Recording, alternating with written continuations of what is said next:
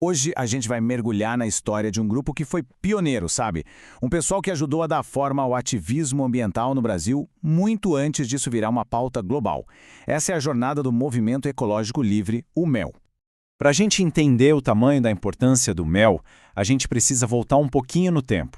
Pensa só, anos 80.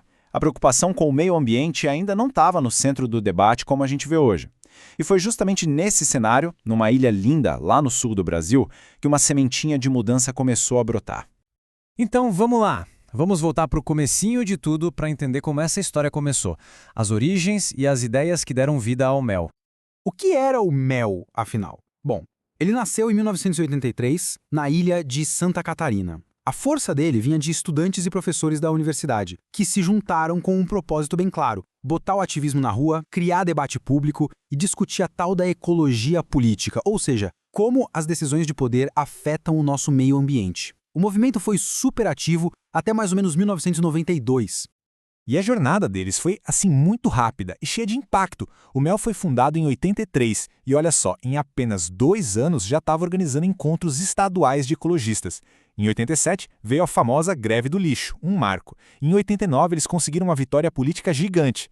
A trajetória culminou lá em 92 com uma presença super marcante no maior evento de meio ambiente da época, a Eco 92.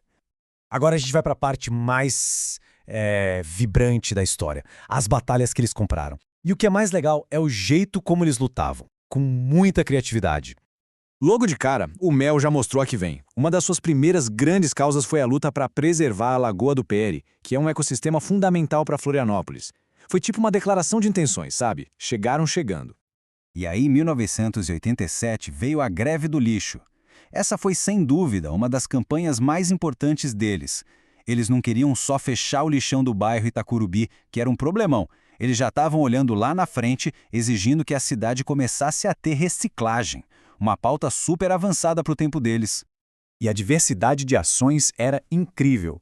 Eles foram para cima da liberação de agrotóxicos perigosos, os chamados 12 sujos, e ao mesmo tempo promoviam o plantio de árvores. Mas o que realmente diferenciava o MEL era o método. Eles faziam tudo com fantasia e bom humor, transformando a criatividade numa ferramenta de protesto poderosíssima. A importância do MEL não está só nas lutas que eles travaram, não. Eles foram fundamentais para construir algo bem maior. Vamos ver agora como eles ajudaram a tecer essa rede ambientalista no Brasil. Pois é, o grande poder do MEL não era só agir sozinho, mas sim conectar pessoas. O movimento virou uma espécie de centro, sabe? Um polo que articulava e fortalecia outros ativistas, não só em Santa Catarina, mas com um impacto que chegou em toda a região sul e até no cenário nacional. E o resultado desse trabalho em rede foi impressionante. Dá uma olhada. Em 1988, só 5 anos depois da fundação do MEL, Santa Catarina já tinha 23 grupos ecológicos diferentes atuando. Foi um crescimento exponencial que o MEL ajudou a impulsionar. É bem importante a gente entender que o MEL não surgiu do nada. O movimento se juntou ao ecossistema de entidades que já eram pioneiras, como a CEPRENA, fundada lá em 73, e também fortaleceu outras que estavam surgindo, como a APREMAVE. O MEL tanto fortaleceu essa rede, quanto foi fortalecido por ela. E toda essa articulação em rede deu frutos políticos bem concretos. Atuando dentro da Federação das Entidades Ecologistas Catarinenses, a FEC, o MEL teve uma participação direta num momento histórico: a criação do capítulo sobre meio ambiente na Constituição do Estado de Santa Catarina em 1989. Isso foi levar o ativismo da rua direto para a lei. Ok, mas e o legado de tudo isso? Nessa parte final, a gente vai olhar para o impacto que o MEL deixou e principalmente para as pessoas que fizeram esse movimento acontecer de verdade. O tempo passou, mas essa história não foi esquecida não. Em 2021, quase 40 anos depois da sua fundação, o trabalho do MEL foi celebrado oficialmente, com o diploma de reconhecimento lá na Câmara Municipal de Florianópolis. Isso prova que o legado deles continua vivo e muito relevante. Porque no final das contas, por trás da sigla e das lutas, o que tinha era gente. E como os próprios membros do movimento fizeram questão de registrar, foi um movimento feito com profundo carinho, com paixão, com encontros e com muita solidariedade. E um legado desses é construído por pessoas, né? Por isso é fundamental a gente honrar a memória de figuras centrais como a Eliette dos Santos e o professor Hector R. Leis, cuja energia foi, assim, vital para o movimento. A homenagem, claro, se estende aos professores Silvino Asman e Paulo Krischk.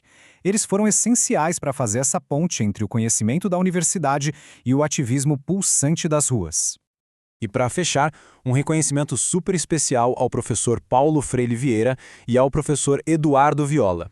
Eles não só apoiaram o MEL, mas transformaram o movimento em objeto de estudo, criando lá na UFSC uma linha de pesquisa pioneira que deu base teórica para a prática de muitos outros ativistas que vieram depois. A história do MEL, portanto, não é só sobre o passado. Ela deixa uma reflexão muito forte para hoje. No mundo com desafios ambientais que são cada vez maiores, a pergunta continua no ar. Qual é o papel dos movimentos de base, aqueles que nascem da união de pessoas comuns, para proteger o futuro que todos nós compartilhamos?